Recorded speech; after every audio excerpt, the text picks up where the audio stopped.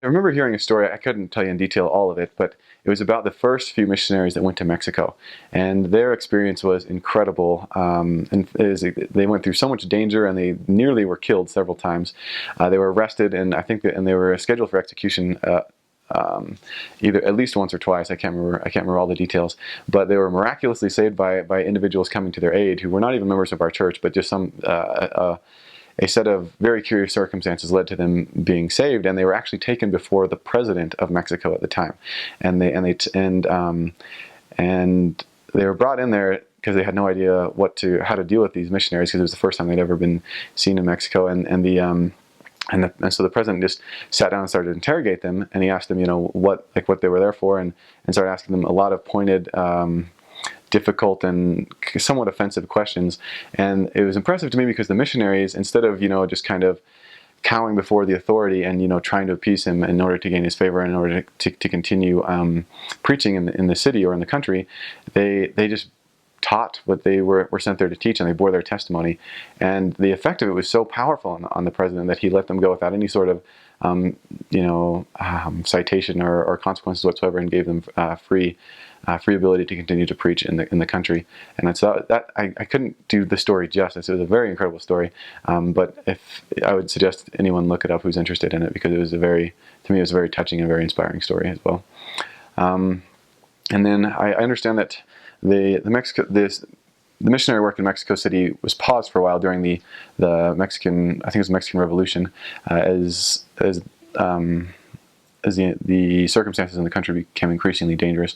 Missionaries were pulled out, and they were not allowed to go back in until things calmed down, and then a little bit, and then even later than that. I think it was in the early, I want to say it was in the early 1900s, but I can't remember exactly, like around the 1920s or so. I'm not exactly positive on that. But since then, the church has been growing very, very steadily and very well in Mexico. The Mexican people are full of faith. It never ceases to astound me how faithful and how dedicated and how believing those people are. They really have a strong belief in deity, and many of them are just so dedicated and so faithful to whatever it is that they're believing in. That was very impressive to me, especially coming from the U.S., and in typical Western culture, we're growing much more distant from religious fervor than we ever have been in the past, and it was really refreshing to see that continual faith in Mexico. From what I understand, the two fastest growing religions in Mexico are the Church of Jesus Christ of Latter-day Saints and the Jehovah's Witness Church. They still, even though they're growing extremely rapidly, they still comprise a very, very, very small percentage of the population.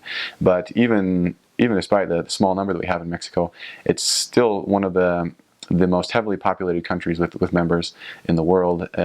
You can go pretty much just a couple miles and see a chapel for our church. It's pretty astounding. Of course, the cities are a lot more condensed than the cities here in Utah, but the chapels are about as consistently spaced, which I found quite interesting. It's kind of it's growing into its own Zion, which I find very, very hopeful and very very inspiring. If I remember correctly, there were 15 temples in Mexico when I started my mission, and there might be even more now.